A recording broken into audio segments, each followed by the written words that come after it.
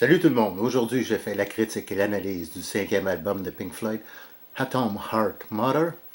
Cet album-là est sorti au mois d'octobre 1970 et c'est le premier album sur lequel on ne retrouve pas la mention du nom du groupe ou du titre de l'album pour ce qui est de la couverture. Du moins, c'est le cas pour la version officielle britannique et probablement pour l'ensemble des versions en Europe. Par contre, en Amérique du Nord, du moins pour la copie que j'ai, le titre de l'album et la mention du nom du groupe apparaît. Mais ce n'est pas le cas pour la version officielle. Atom Heart Mother est le premier album à atteindre le numéro 1 sur les charts anglais et le premier album à devenir disque d'or. Et c'est quand même assez curieux, un peu à mon avis, parce que ça fait partie des albums avec More et Omagama. Ça fait partie de la période qu'on appelle la période creuse, si vous voulez, de Pink Floyd, la période où le groupe est en recherche d'identité depuis le départ de Syd Barrett. C'est le premier album aussi, Atom Heart Mother, à être enregistré en quadriphonie.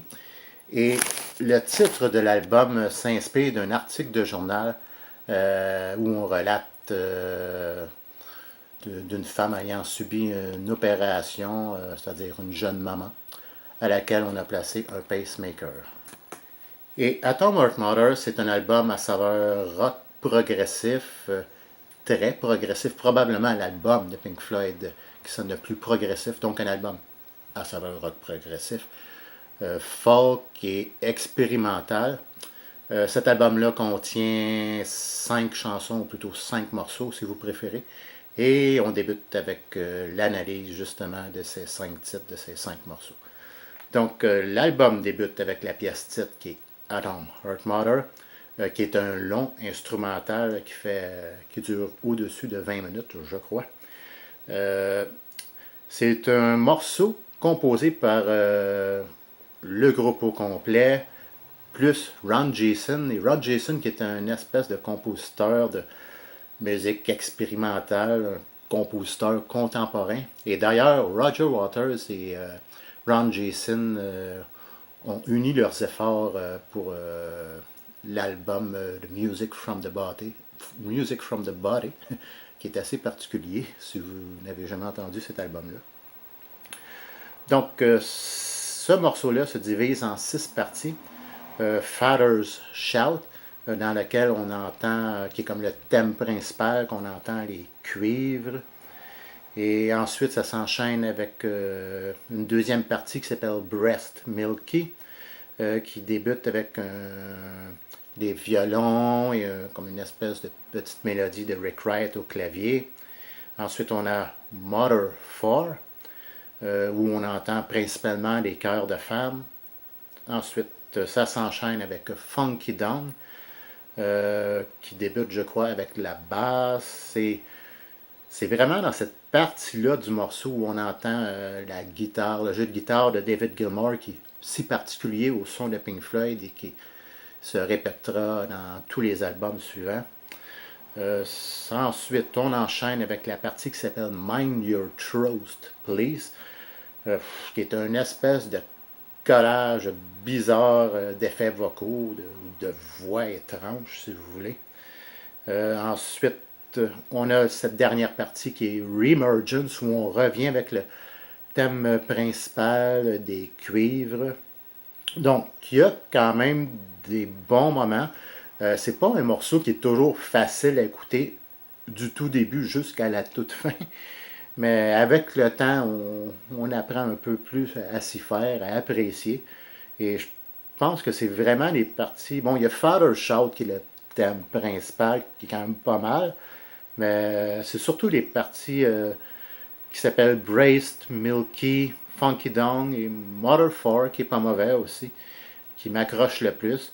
Je donnerais une note à peu près de 7 sur 10 pour l'ensemble du morceau.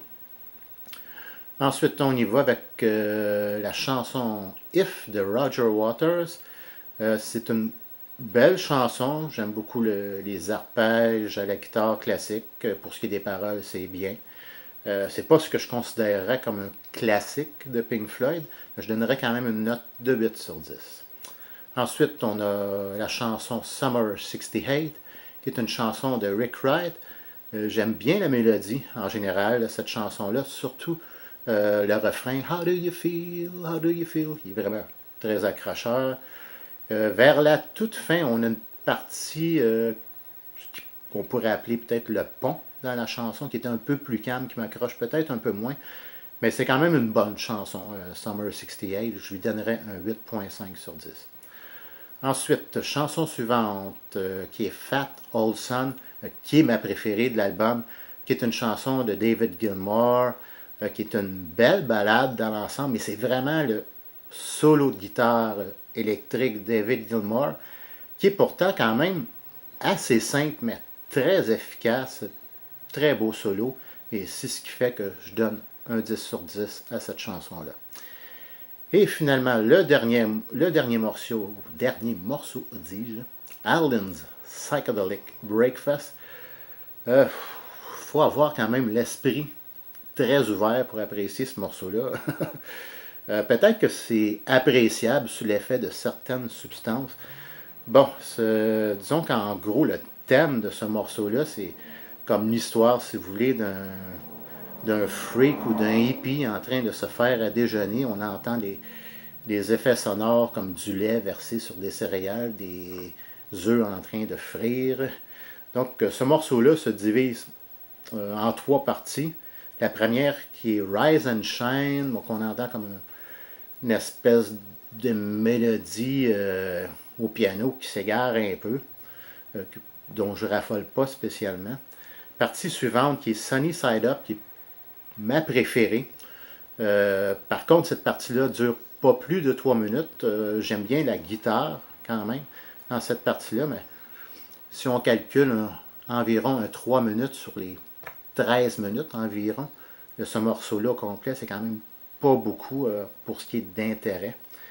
Et la dernière partie, qui est Morning Glory, on revient avec une mélodie au piano qui est quand même plus intéressante que la première partie, qui est Rise and Shine. Mais malgré tout, c'est pas ce qu'il y a de plus percutant comme morceau. Je donnerais pas plus qu'un 4 sur 10 pour l'ensemble de ce morceau-là.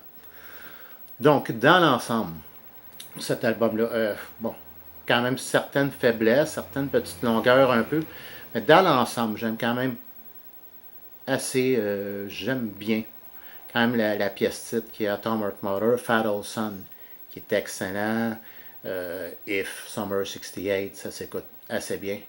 Donc, je donnerais une note variante 7.1, 7.3, probablement un 7.2 pour cet album-là dans l'ensemble. Donc, j'espère que vous avez apprécié. C'était tout pour ma critique d'aujourd'hui. Et j'aimerais, comme d'habitude, que vous laissiez vos commentaires. Qu'est-ce que vous pensez de cet album-là qui est Atom Heart Mother?